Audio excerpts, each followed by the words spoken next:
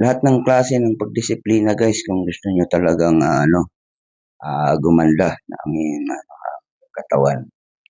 Simulan niyo guys doon sa paghahanda ng pagkain nila ang aking may payo sa inyo na kailangan yung matutunan, no? At kailangan maging consistent dahil dito guys yung pinaka number one na masabi mong disiplinado ka talaga kung